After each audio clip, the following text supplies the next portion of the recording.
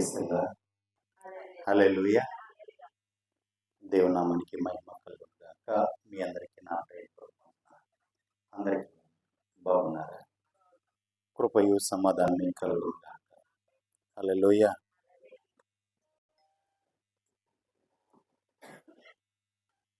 చూడండి ప్రియులారా, ఈ దినం పరిశుద్ధాత్మ దేవుడు నీతో, నాతో, మనతో, మనందరితో ఆయన ఏం మాట్లాడించారో అట్టి మాటలు మనం ధ్యానించకుండా ప్రభువే మనకు సహాయం చేయనుగాక. ఆమేన్. యెహెజ్కేలు పుస్తకం 4వ అధ్యాయం 2వ వచనం ధ్యానించకుండా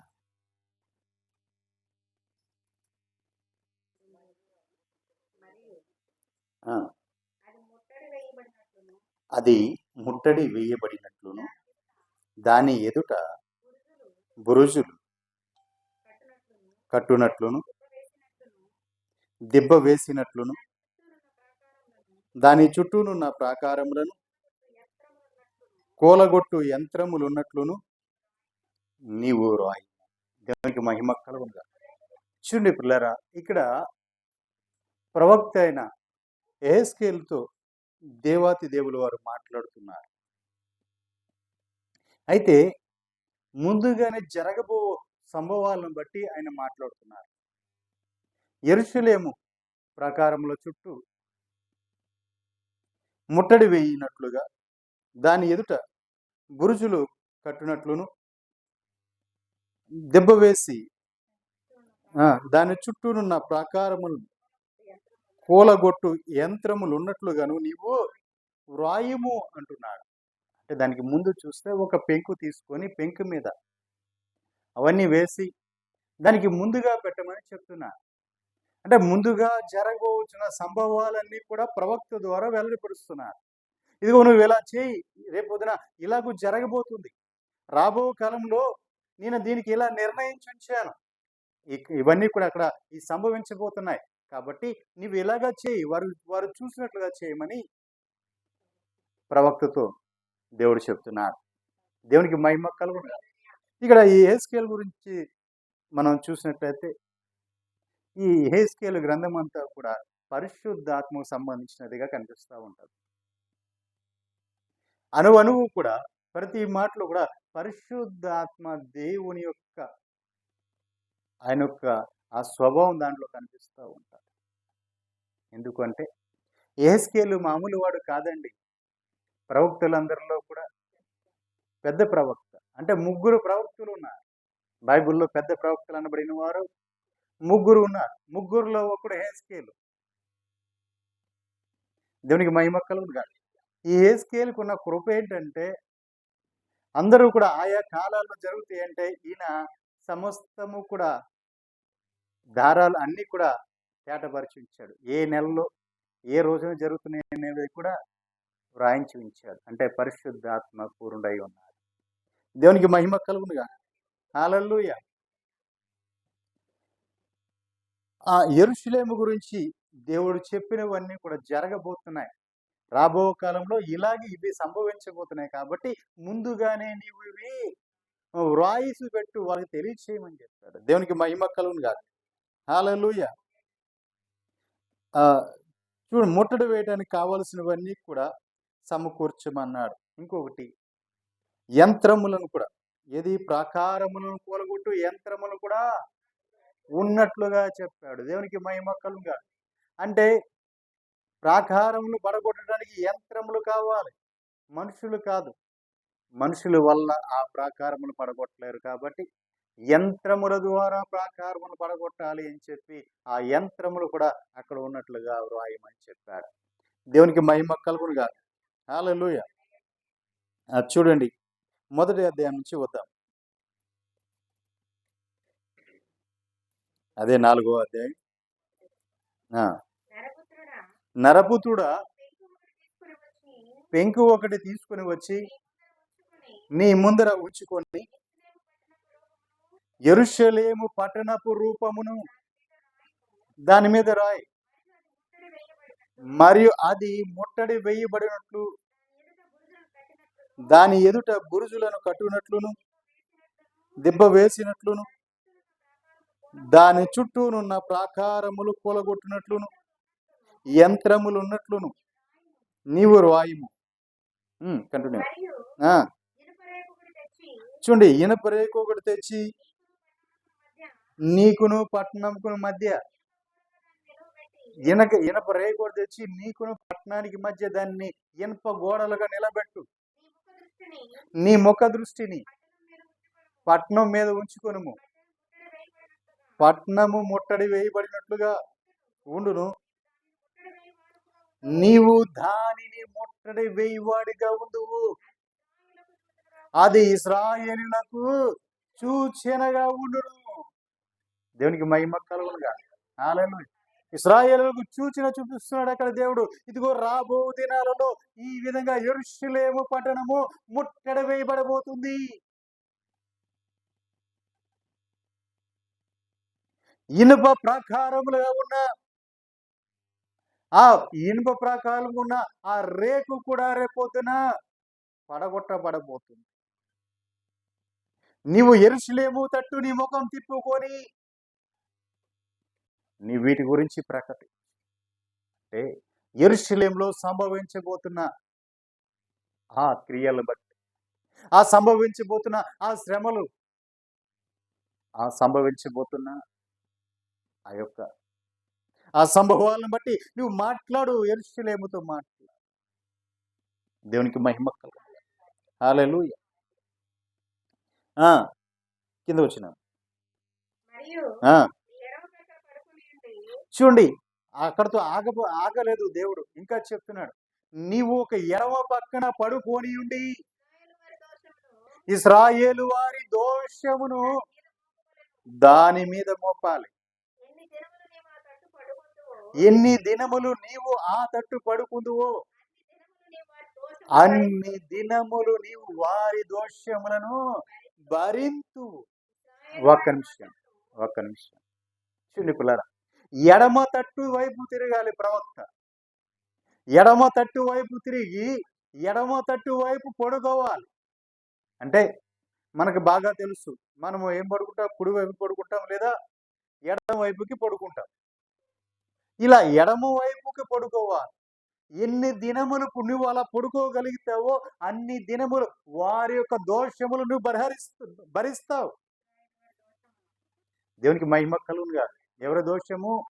ఇశ్రాయేలు వారి దోషమును నువ్వు ఎడమ పక్కన ఎన్ని దినాలు పడుకుంటే అన్ని దినాలు నీవు వారి దోషాన్ని భరిస్తావు. ఇంకోటి విషయం ఏంటంటే, ఎడమ వైపు పడుకునే ఉండాలి. మళ్ళీ ఎలకలా కానీ బోర్లా కానీ కుడివైపు కానీ తిరగకూడదు. దేవునికి మహిమ కలుగునుగా. ఏం చేయాలి? ఎడమ వైపుకే పడుకోవాలి. కండిషనరీ. ఎడమ వైపు నువ్వు పడుకున్న ఎన్ని దినములు నువ్వు పడుకోగలుగుతావో అన్ని దినములు వారి యొక్క దోషం నువ్వు భరిస్తావు.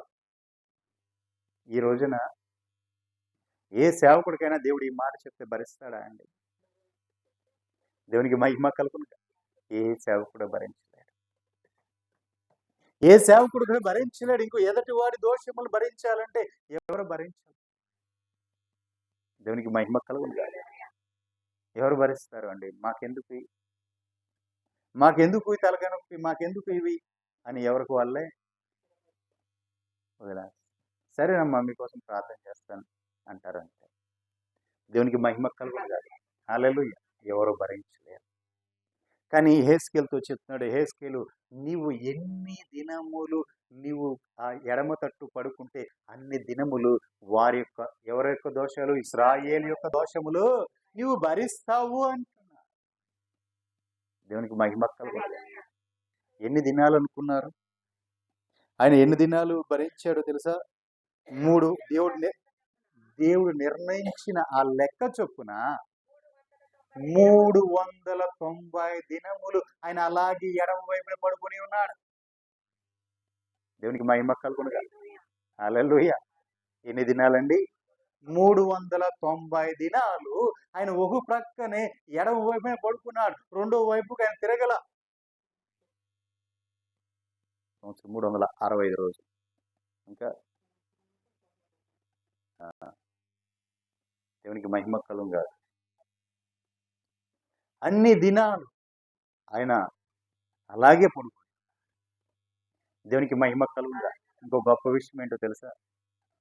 దేవుడే కట్టు కట్టాడంట ఆయన. ఏం కట్టాడండి? కట్టు కట్టాడు.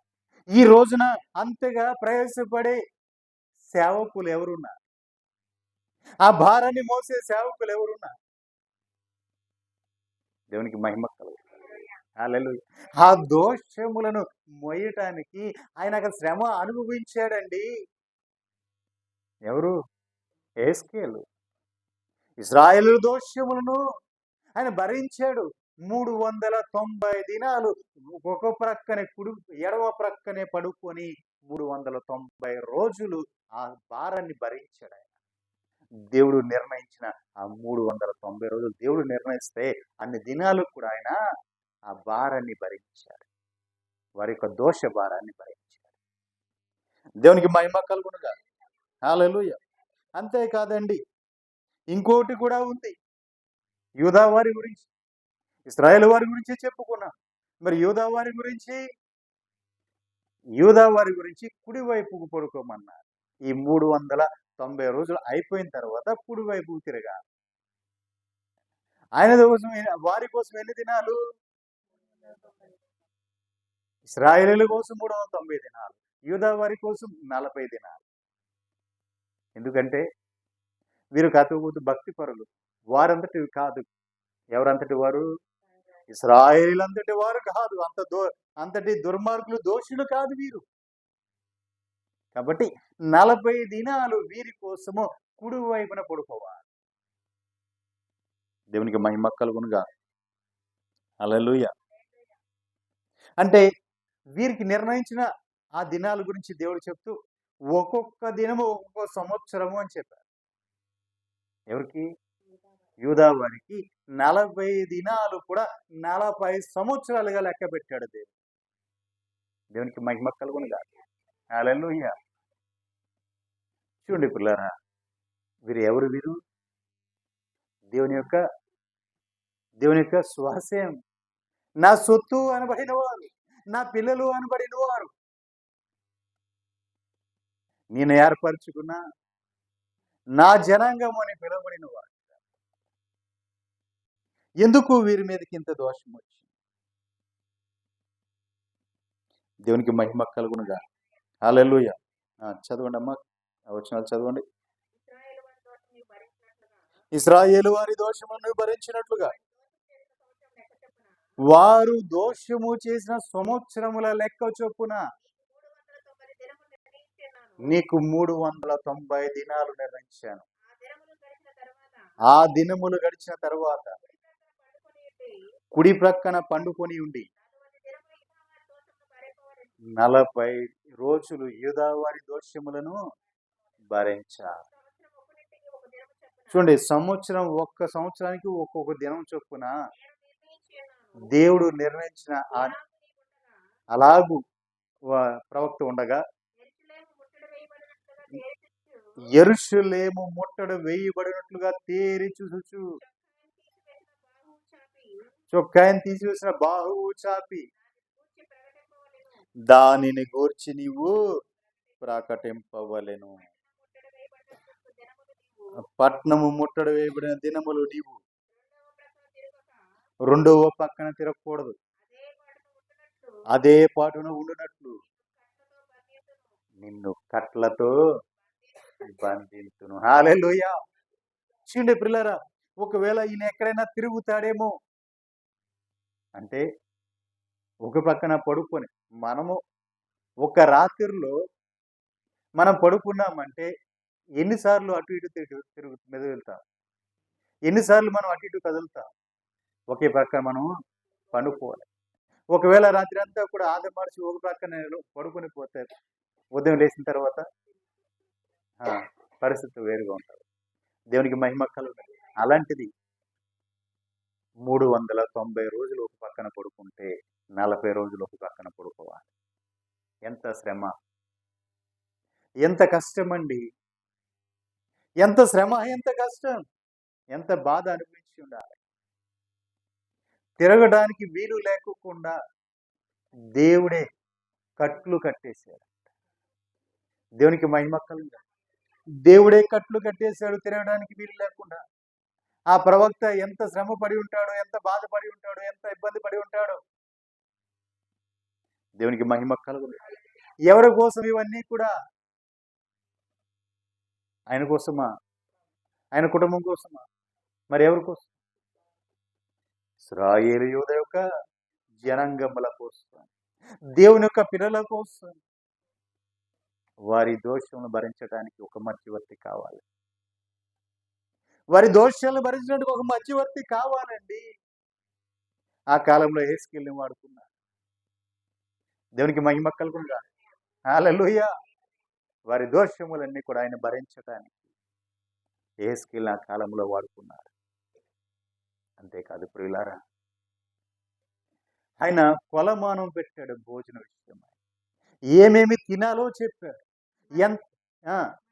మరియు నీవు గోధుమలను, ఎవలను, కాయ ధాన్యములను, చోళ్ళును, సజ్జలను, తెల్ల జీలకర్రను తెచ్చుకొని ఒక పాత్రలో ఉంచి.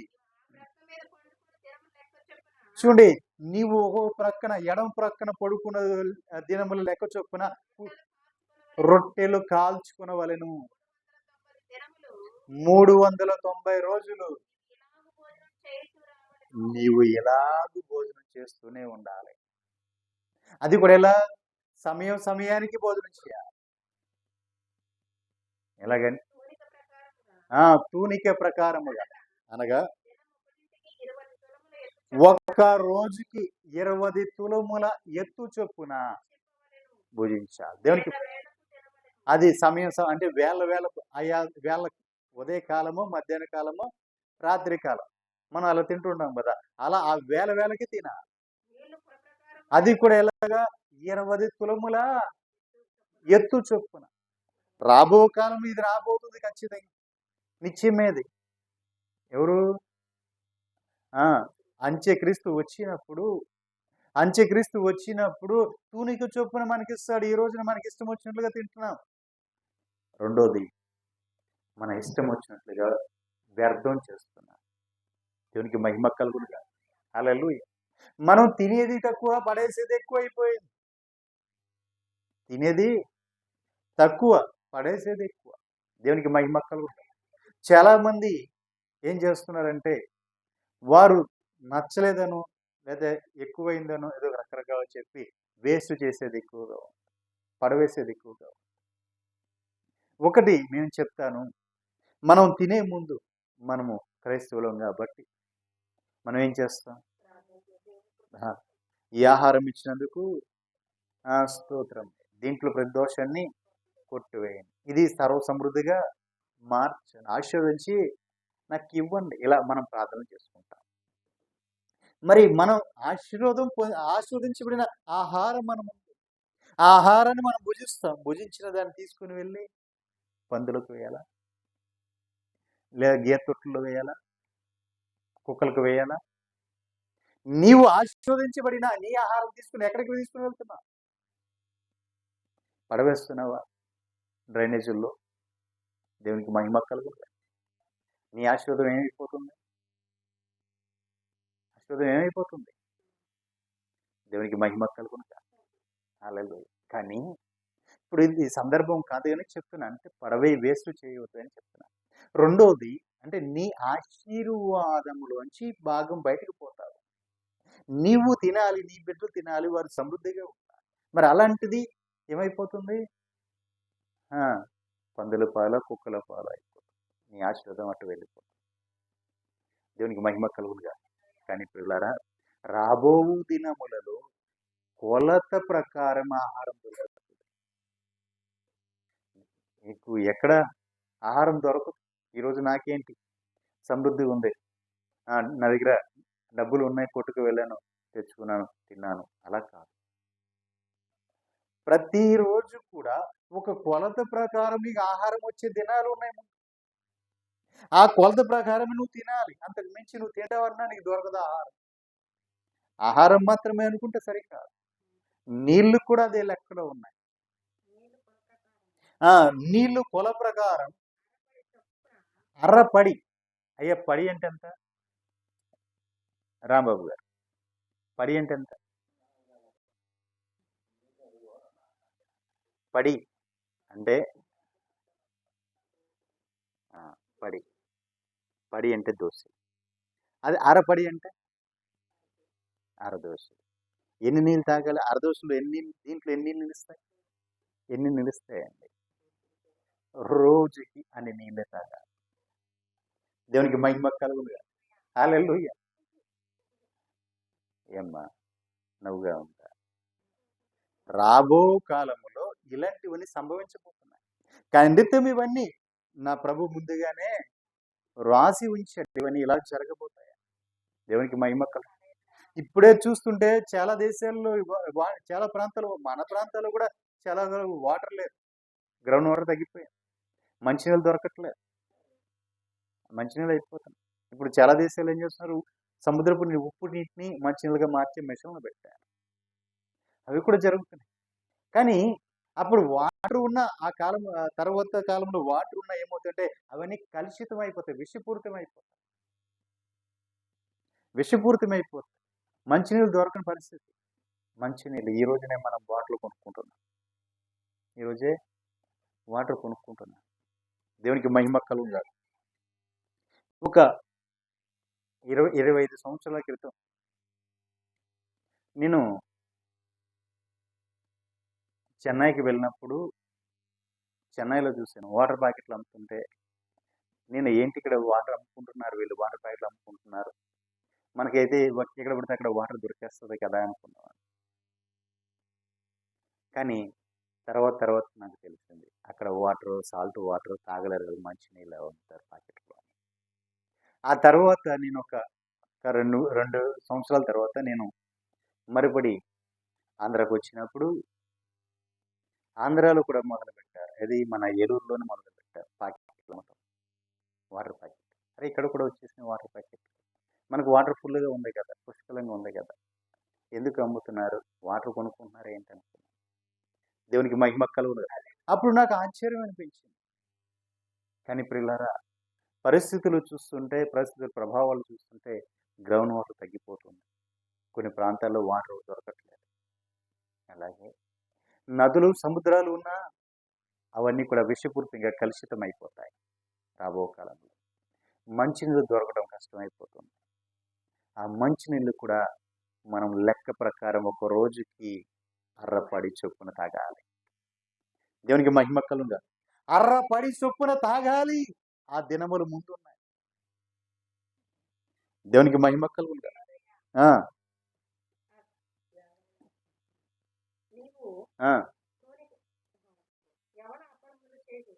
ఎవల అపములు చేసి వారు చూచుచుండగా దానిని. దేవునికి మహిమ కలుగునుగా. ఈ మాట వద్దునండి, తీసివేయండి.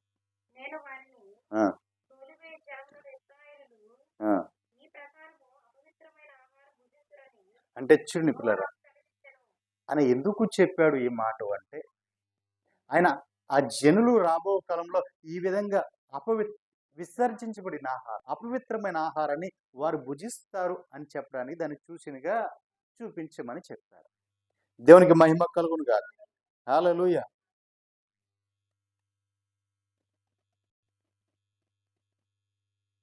ఆ 21వ అధ్యాయం 18వ వచనం నుంచి ధ్యానించుకుందాం.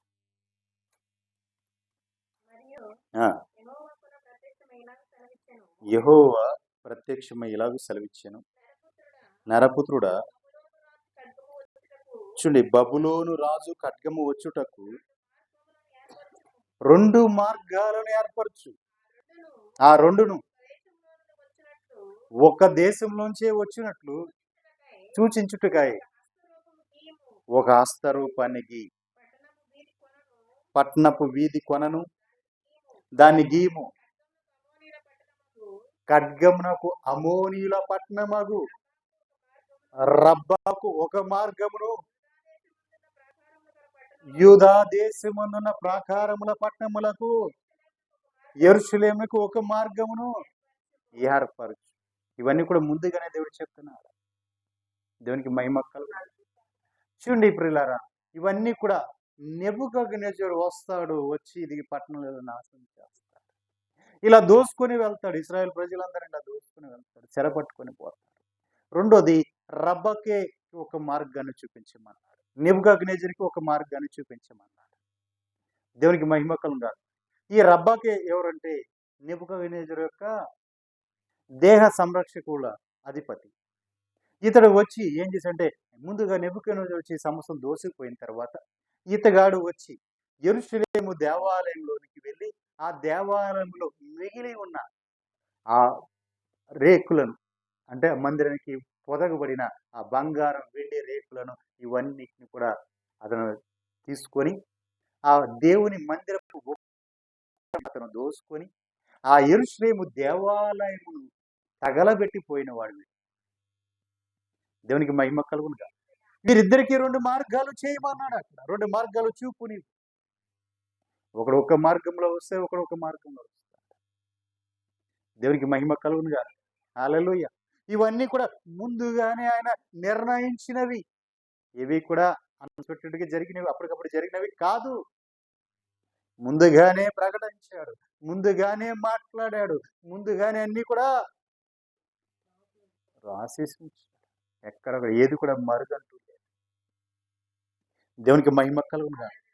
ఏదెందు కూడా మరుగంటూ లేదు, అన్ని కూడా బయలుపరిచి ముందుగానే నువ్వు ఇలా జరగబోతుందని చెప్పు అని చెప్పాడు. దేవునికి మహిమ కలుగునుగా. హల్లెలూయా.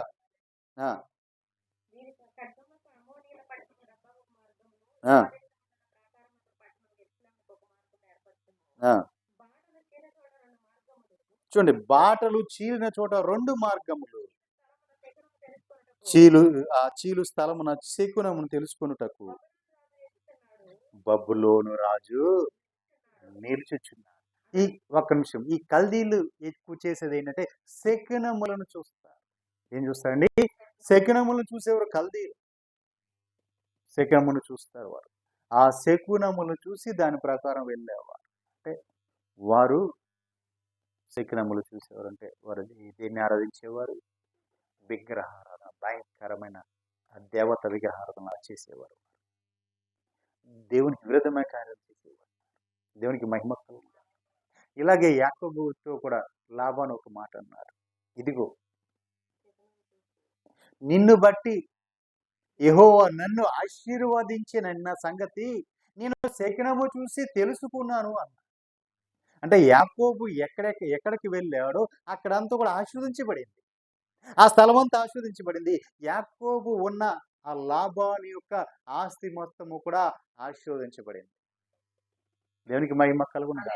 కారణం ఏంటంటే దేవుడు యాకోబుని బట్టి లాబానుని ఆశీర్వదించాడు. ఇది ఆశీర్వదించాడన్న విషయం ఇతను ఎలా తెలుసుకున్నాడంటే, శకునము చూసి నేను తెలుసుకున్నాను. ఏంటి నాకు ఇంత సమృద్ధి వస్తుంది ఏంటి, నేను ఇంత వృద్ధి చెందుతున్నా ఏంటి, ఇంత అభివృద్ధి చెందుతున్నా ఏంటి, ఇంతగా ఆశీర్వదించబడడానికి కారణం ఏంటి అనే డౌట్ వచ్చింది అతనికి. వచ్చి అతను వెళ్ళి శకునములు తెలుసుకొని చూస్తే యాకోబు నుంచి నువ్వు ఆశీర్వాదం పొందుతున్నావు. దేవుడు నువ్వు యాకోబుని చేర్చుకున్నావు కాబట్టి, యాకోబు నీ దగ్గర ఉన్నాడు కాబట్టి నీవు ఆశీర్వదించబడుతున్నావు అని చెప్తాడు. దేవునికి మహిమ కలుగును. హల్లెలూయా. దేవుడు యాకోబుతో కూడా అదే మాట, నువ్వు వెళ్ళి ప్రతి స్థలంలో నిన్ను ఆశీర్వదించదను అన్నాడు. నీకు తోడుగా నేను వస్తాను, నువ్వు వెళ్ళి ప్రతి స్థలంలో నిన్ను ఆశీర్వదిస్తాను అన్నాడు. ప్రతి స్థలంలో కూడా యాకోబు ఆశీర్వదించబడ్డాడు. దేవునికి మహిమ కలుగునుగా. హల్లెలూయా. నిజమే ప్రియులారా. అతడు శకునములను చూసి కనుగొన్నాడు. ఇది 2 మార్గాలకు వెళ్ళే ఆ త్రోవలో నిలిచి నేను ఎటువైపు వెళ్ళాలి, ఏ మార్గం గుండగా వెళ్ళాలి అనేది శకునము చూసి తెలుసుకోండి. ఎవరు?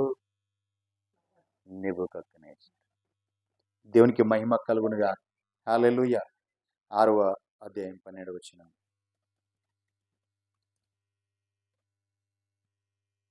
ఇప్పుడు మొత్తం పట్టణం అంతా ముట్టడి వేయబడింది. ఆ పట్టణం అంతా ముట్టడి వేయబడింది. ముట్టడి వేయబడితే ఏం జరగబోతుందో చెప్తున్నాం.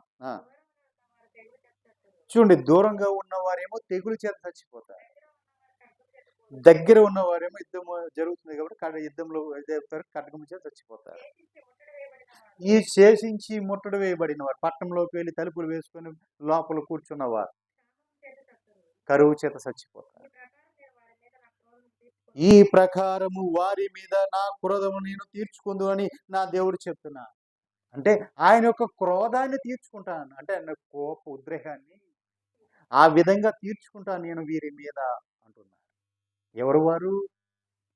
ఆయన పిల్లలే, ఆయన ఒక సొత్తే, ఆయన శ్వాసమే. నా పిల్లలు అనబడిన వారు, దేవుని పేరు పెట్టబడి దేవుని జనంగా అనబడిన వారు, ఆ వారి మీదే అంత క్రోధం ఎందుకు వచ్చింది ఆయనకి? వారి మీదే అంత క్రోధం ఎందుకు వచ్చింది? అంత దారుణముగా వారిని చెరకు అప్పగించబడటానికి, అంత దారుణముగా వారిని శ్రమపరచడానికి ఈయన ఎందుకు అంతగా నిర్ణయం తీసుకున్నారు? అంత కోపంకి కారణం ఏంటి అంటే వారు ఏం చేశారు? వారు ఏం చేశారండి?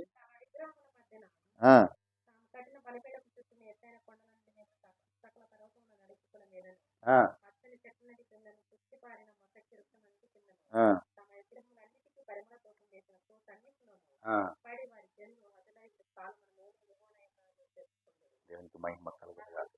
అన్ని విషయాల్లోనూ దేవుడికి విరోధంగా చేసి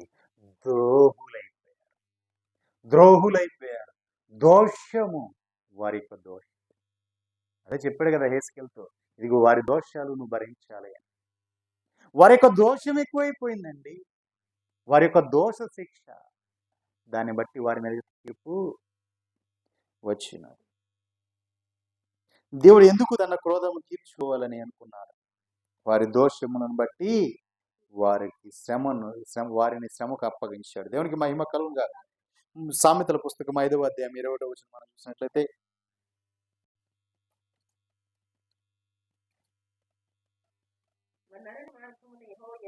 నరుని మార్గమును యెహోవా ఎరుగును, వారి నడతలన్నిటినీ ఆయన గుర్తించును. ఒక్క నిమిషం అండి. నరుని మార్గములన్నీ దేవుడు తెలిసే ఉంటాయి. నువ్వు ఎటు వెళ్తున్నావు, ఏం చేస్తున్నావు, ఏ మార్గం కూడా నువ్వు నడుస్తున్నావు, అన్ని కూడా దేవుడు తెలిసే ఉన్నాయి. దేవుడికి ఎరిగే ఉన్నాడు ఆయన. వాడి యొక్క నడతలన్నిటినీ ఆయన గుర్తిస్తూనే ఉన్నాడు. నువ్వు ఎటువైపు వెళ్తున్నావు, ఎక్కడికి వెళ్తున్నావు, ఏం మాట్లాడుతున్నావు, ఏం చేస్తున్నావు, ప్రతీది కూడా దేవుడు నిన్ను గమనిస్తూనే ఉన్నాడు. దేవునికి మహిమ కలుగునుగాక. దుష్టుని దోషములు వారిని చిక్కు పెడుతున్నాయి. దుష్టుడు యొక్క వాడు చేసిన దోషాలు వారిని ఉచ్చులోకి చిక్కు పెడతావని, ఆ వలలో చిక్కు పెడతా ఉన్నాయి. వాడు తాను చేసిన పాపాల వల్లనే, ఆ పాప పాశ్యముల వల్ల వాడు బంధించబడుతున్నాడు. చూడండి, శిక్ష లేకే అటు వాడు నాశనం అయిపోతాడు. అతి మూర్ఖుడై వాడు త్రోవ తప్పిపోతాడు. శిక్షే లేదు వాడికి, శిక్ష లేకుండా నాశనం అయిపోతాడు. త్రోవ తప్పి అతి మూర్ఖుడై వాడు తప్పిపోతాడు. దేవునికి మహిమ కలుగునుగాక. హల్లెలూయా. ఇర్మీయా పుస్తకం 31వ అధ్యాయం 30వ వచనం.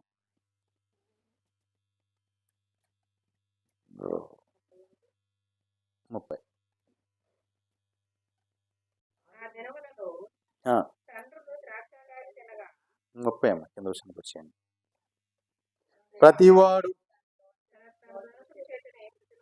ప్రతివాడు తన దోషము చొప్పున మృతి పొందుతాడు. ఎవడు ద్రాక్షకాయలు తినును వాడి పల్లె పులి. దేవునికి మహిమ. మనం ముందు చదువుకున్నాం ఏమని, దాని పై వచ్చిన ఏంటంటే, తండ్రులు ద్రాక్ష పళ్ళు తినగా పిల్లల పళ్ళు పులిసేను అని. కానీ అది వాస్తవము కాదంటే, ఇప్పుడు దేవుడు చెప్పేది ఏంటంటే, ఎవడు దోషము వాడికే తీర్పు. ఎవడైతే దోషం చేస్తాడో వాడికే తీర్పు. అంతేకాదు, ఎవరైతే ద్రాక్ష పళ్ళు తింటే వాళ్ళ పళ్ళే పులుస్తాయి, ఆ పాప దోషము వారి మీదకే వేస్తాను అంటున్నాడు దేవుడు. దేవునికి మహిమ కలుగునుగాక. హల్లెలూయా. ఇదిగో నేను ఇదిగో నేను ఇశ్రాయేలు వారితోనూ యూదా వారితోనూ క్రొత్త నిబంధన చేయబోతున్నా. ఆ దినములు వస్తున్నాయి. ఇదే యెహోవా వాక్కు. చూడండి, దేవుడు క్రొత్త నిబంధన చేస్తున్నాడు. ఆయన ప్రజలను ఐగుప్తులోంచి నడిపించిన ఆయన చేయి పట్టుకున్న దినమున వారి పితరులతో ప్రారంభంలో ఐగుప్తు నుంచి వాళ్ళు విడిపించి కానాను తీసుకుని వచ్చేటప్పుడు వాళ్ళ పితరులతో దేవుడు చేసిన నిబంధన వంటి నిబంధన ఈ నిబంధన కాదు. చూడండి, దేవుడు తనకు భర్త అయినను వారు ఆ నిబంధనను భంగం చేశారు. ఒక నిమిషం, మరి ఏం చేశారు? ఆ నిబంధనను భంగము చేసి పాడు చేశారు. వారితో నిబంధన చేశారు. పాత నిబంధన అంటారు, ధర్మశాస్త్ర నిబంధన. ఇదిగో నీ పాపం చేస్తే ఆ దోషము కొట్టివేయబడంటే, ఆ దోషం కడిగి వేయబడంటే నువ్వు బలర్పించాలి. నీ అర్పణ అర్పించి నువ్వు పరిశుద్ధపరచబడాలి అని చెప్పి ప్రతి దోషానికి ప్రతి పాపానికి ఆయన ఒక నియమాన్ని నియమించి దాని ప్రకారం నడుచుకోవాలని చెప్పారు. ఆ బలర్పిస్తే నువ్వు పరిశుద్ధపరచబడతావు అని చెప్పారు. కానీ మానవుడు తెలివైన వాడు కదండి, తెలివి మీరిపోయిన వాడు కదండి. మన భారత రాజ్యాంగ చట్టాల్లో, న్యాయ చట్టాల్లో ఎన్ని లొసుగులు ఉన్నాయో ఆ విధంగా వీరు కూడా ఆ విధంగా ఏం చేశారంటే పాపం ఆ దోష శిక్షను తప్పించుకోవడానికి దేవుడు చెప్పిన ఆ బలి అర్పించి అక్కడతో తన దోషము కొట్టివేయబడింది, తన పాపం కడిగివేయబడింది. కాబట్టి ఇక అతను ఎలా ఉండాలి? పరిశుద్ధంగాను పవిత్రంగా ఉండాలి. మరిపడి పాపం చేయకూడదు. ఆ మరిపడి ఆ దోషిగా అతను మార్చబడకూడదు.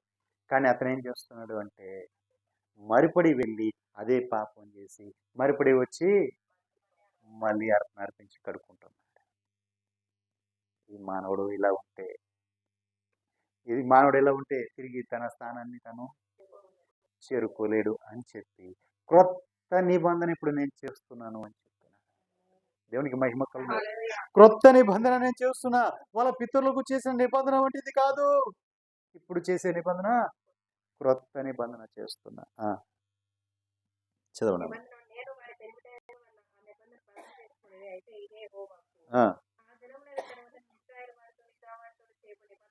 ఆ దినములైన తరువాత నేను ఇశ్రాయేలు వారితో యూదా వారితో చేయబోతున్న నిబంధన ఇదే.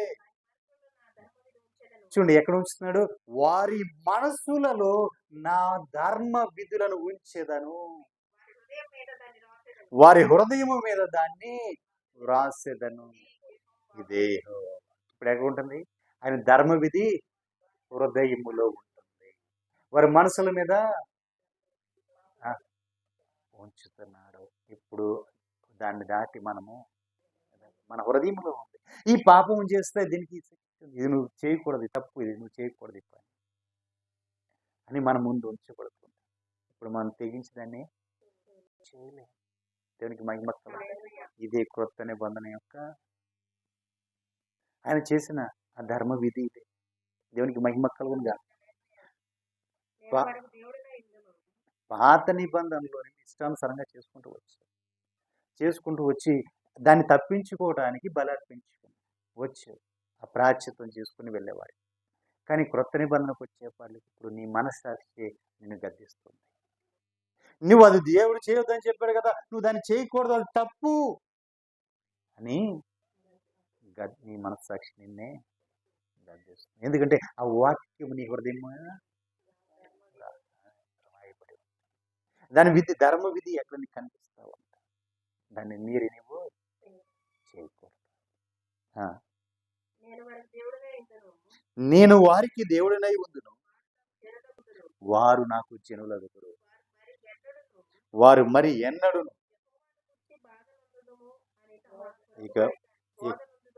ఇక వారు ఎన్నడూ కూడా యెహోవాను గురించి బోధన ఉండదు అని తమ పొరుగు వారికి కానీ తమ సహోదరులకు కానీ ఉపదేశం ఇక చేయరు.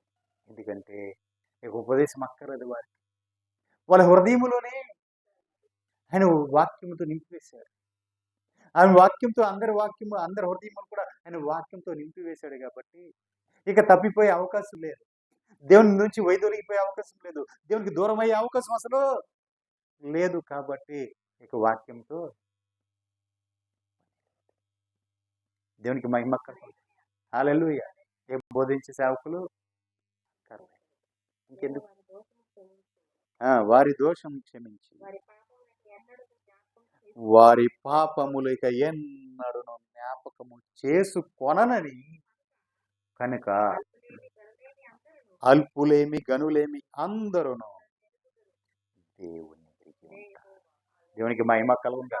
అల్పులేమి గనులేమి అందరూ కూడా దేవుని ఎరిగి ఉంటారేక. దేవునికి మహిమ కలుగును. అంటే అందరికి, సర్వలోకములున్న సర్వ మానవాళికి కూడా ఆయన యొక్క వాక్యము ప్రకటించబడుతుంది. అందరూ వాక్యము ఎరిగి ఉంటారు, అందరూ వాక్యంతో నింపబడి ఉంటారు కాబట్టి ఇక వాక్యముతో ఆయనకి దేవునికి మహిమ కలుగునుగా. హల్లెలూయా. యెషయా పుస్తకం 53వ అధ్యాయం 5-6 వచనాలు ధ్యానించుకున్నాను.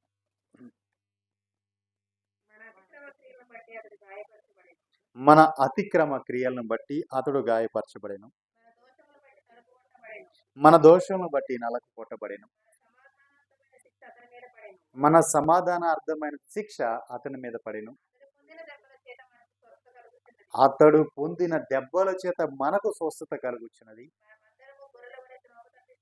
మనమందరము కూడా గొర్రెల వలె త్రోవ తప్పిపోతుంది. మనలో ప్రతి వాడు కూడా, ఒక్కడు కాదు, ప్రతి వాడు కూడా తనకిష్టమైన త్రోవలో వెళ్ళిపోయాడు. యెహోవా ఏం చేశాడంటే, తండ్రి మన అందరి దోషములు అతని మీద మోపాడు. దేవునికి మహిమ కలుగును. హల్లెలూయా. అతని మీద అందరి దోషాలు అతని మీద మోపాడు.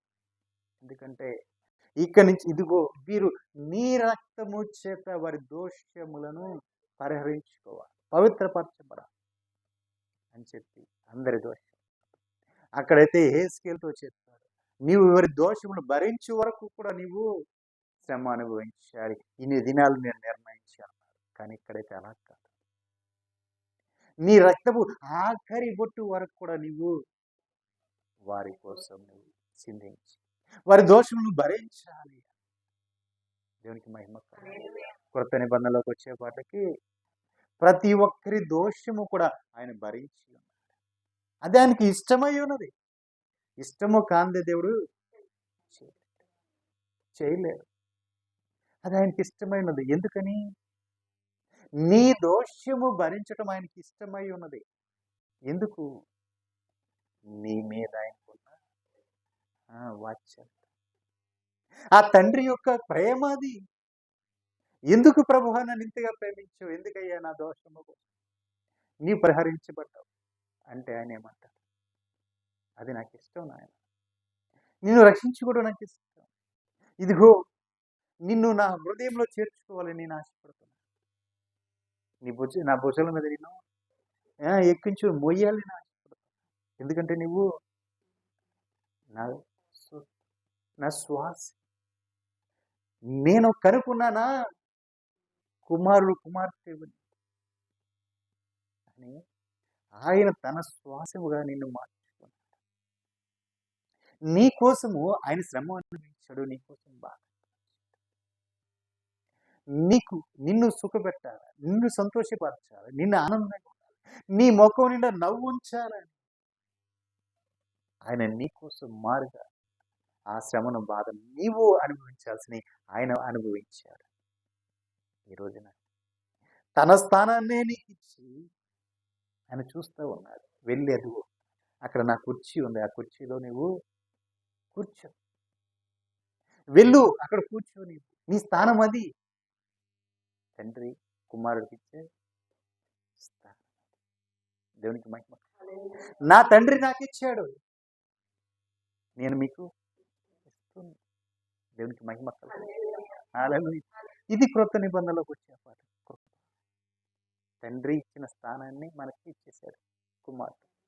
ఇప్పుడు ఆ స్థానంలో మనం వెళ్ళి కూర్చో. మరి మనం ఏం చేస్తాం? అంత మన కోసం అంత దోష శిక్షను భరించిన ఆయననే మనం ధృవీకరించేసి మరిపడి దోషములు చేస్తూ పాపములు చేస్తూ మనం దోషిగానే ఆయన ముందు కనపడుతున్నాము. ఆయన కోసం మనం ఏమైనా ఒక్కసారైనా ఇంత త్యాగం చేసేవయ్యా, నా నుంచి నువ్వేం ఆశించలేదు, నాకు ఇంత కృప చూపావు కదా, నీవు కోరుకున్న విధంగా నేను ఉంటానయ్యా అని అనుకుంటున్నాము.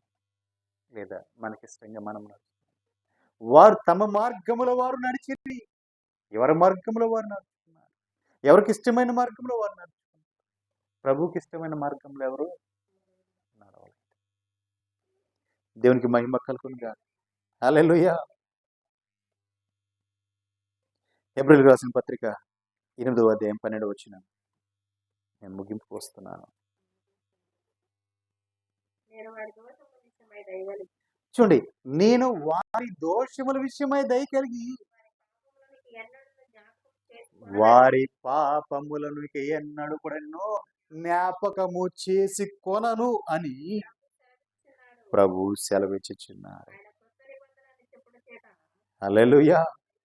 వారి దోషములను ఇక ఎన్నడూ కూడా దయ్య కలిగి దోషముల విషయం కలిగి వారి పాపములు ఎన్నడూ కూడా నేను జ్ఞాపకము చేసుకొనను అని ప్రభు సెలవిచ్చుచున్నారు. హల్లెలూయా. దేవునికి మహిమ కలుగు. ఇంత ప్రేమ కలిగిన వారెవరైనా, ఇంతగా కృప చూపేవారు ఎవరైనా, నీ దోషములను భరించేవారు ఎవరైనా ఉన్నారా? సొంత శరీరకంగా తల్లిదండ్రులే మన ఏమన్నా దోషాలు వస్తాయంటే మనం వాళ్ళే భరించలేరు. దేవునికి మహిమ కలుగు. భరించలేరు. బిడ్డ తెలుసు తెలియక తప్పు చేశాను ఏం చేస్తారు? నాకు సంబంధం లేదు అని తీసుకుని 2 పీకేయండి అంటారా? కొట్టమంటారా? ఏదో తప్పు చేసి వచ్చాడు అనుకోండి, 1-2 సార్లు మందలిస్తారు, వినలేదు అనుకోండి, ఏం చేస్తారు మీరు? వాడిని ఏం చేస్తారో చెయ్యి, మాకు సంబంధం లేదు, బట్ మా మాట ఏంటో కదా. దేవునికి మహిమ కలుగుతుంది. కానీ మరి మన ప్రభు అయితే అలా కాదు. నువ్వేం చేసినా ఆయన క్షమించడానికైనా సిద్ధంగానే ఉంటున్నాడు. నువ్వు చేసే ప్రతి గాయమును కూడా ఆయన భరించడానికి సిద్ధంగానే ఉన్నాడు. అంటే నీవు చేసిన పాపాల వల్ల, నీ దోషాల వల్ల ఆయన శరీరము గాయపరచబడతా ఉంటుంది. నువ్వు ఎన్నిసార్లు ఆ గాయములు రేపినా, ఎన్నిసార్లు నీ కోసం ఆయన గాయపడ్డా సరే ఆయన ఎక్కడ కూడా బాధపడట్లేదు. ఏదో ఒక రోజు నా కుమారుడు, నా కుమార్తె తన తప్పిదము దోషము తెలుసుకొని నా దగ్గరికి వస్తుందని ఎదురు చూస్తూనే ఉన్నాడు. దేవునికి మహిమ కలుగునుగా. హల్లెలూయా. ప్రభు సెలవిచ్చుచున్నారు. దేవునికి మహిమ కలుగునుగా. హల్లెలూయా. చూడండి, మరి అలా ఉన్నప్పుడు ప్రభువు నిన్ను దర్శించు కాలమున నీవు ఆయన ఎరగకుంటున్నావు. దేవునికి మహిమ కలుగు. ఆయన నిన్ను దర్శించాలని నీ దగ్గరికి వచ్చేపల్లి నువ్వు దాన్ని ఏం చేస్తున్నావంటే ఎరగట్లేదు, తెలుసుకోవట్లేదు. ప్రభు నాకు దగ్గరగా ఉన్నాడు, నా దగ్గరకు వస్తున్నాడు, నిన్ను దర్శించాలని చూస్తున్నాడు అనేది నువ్వు ఎరగట్లేదు. ఎందుకంటే నీ కనులు మోయబడి ఉన్నాయి. దేవునికి మహిమ కలుగు. ఇవన్నీ నువ్వు ఆలోచించి వీటి మీద నువ్వు మనసు పెడితే అప్పుడు నీకు అనుకరు. ప్రభు నా కోసం ఇంత చేశాడా, నా కోసం ఇంత చేసిన ప్రభు నా నుంచి ఏం కోరుకున్నాడా? ఏం కోరుకున్నాడా? ఐశ్వర్యం కోరుకున్నాడా?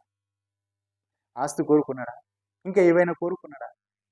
ఏమీ కోరుకో. ఆయన కోరుకున్నది ఒకటే, నీ నుంచి ఆయన ఆశించింది ఒకటే. ఏంటిది? పరిశుద్ధత. నీవు పరిశుద్ధులుగా ఉండు. ఎందుకంటే నేను పరిశుద్ధుడై ఉన్నాను కాబట్టి నీవును పరిశుద్ధుడు.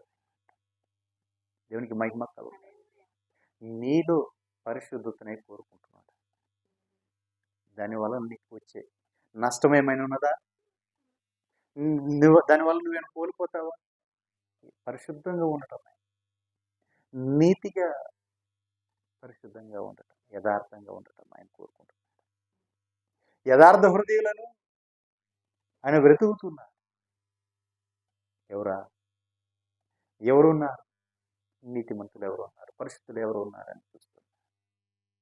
దేవునికి మహిమ కలుగునుగా. హల్లెలూయా.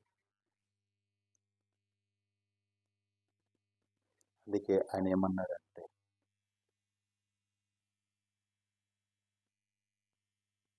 ఈ ప్రకారం మీద రాయి లేకుండా పడిపోతుంది ఆ యెరూషలేము. ఎందుకని?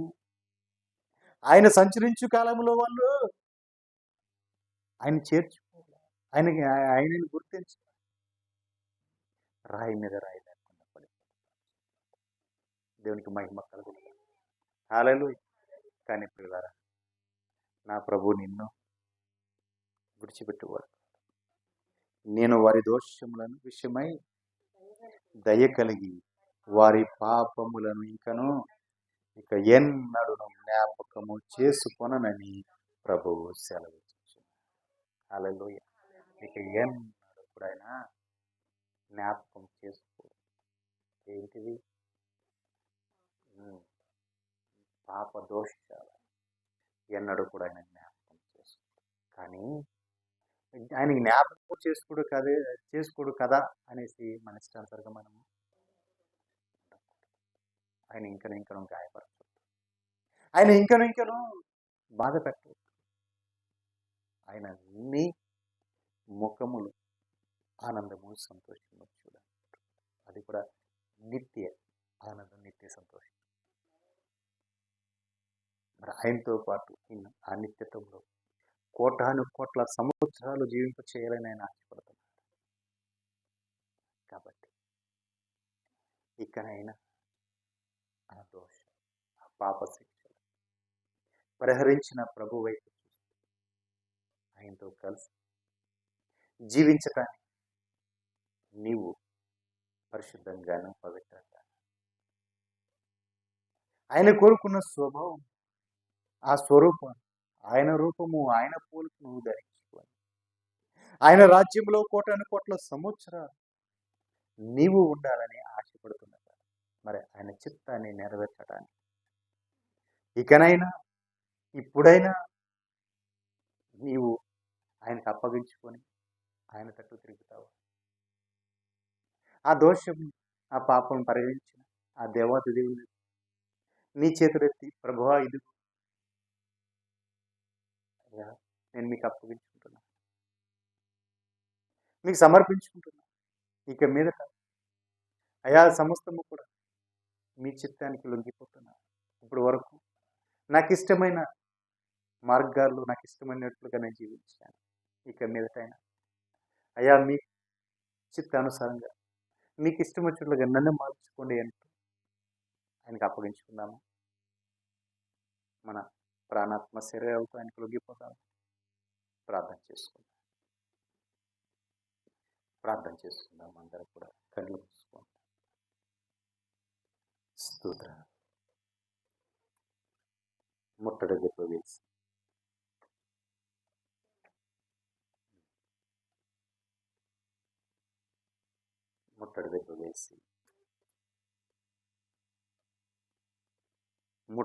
వేసి అపవాది శత్రువు చేతిలో నువ్వు పడకుండా, నువ్వు చిక్కుపడకుండా ఈ రాత్రి ప్రభు నీతోనే మాట్లాడు.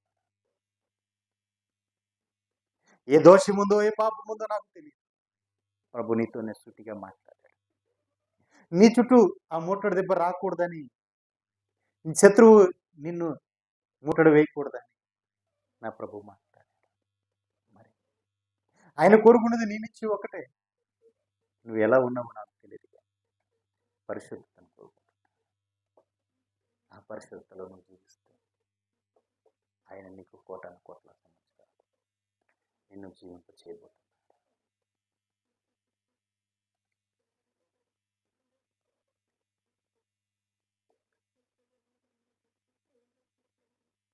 సమస్త తండ్రి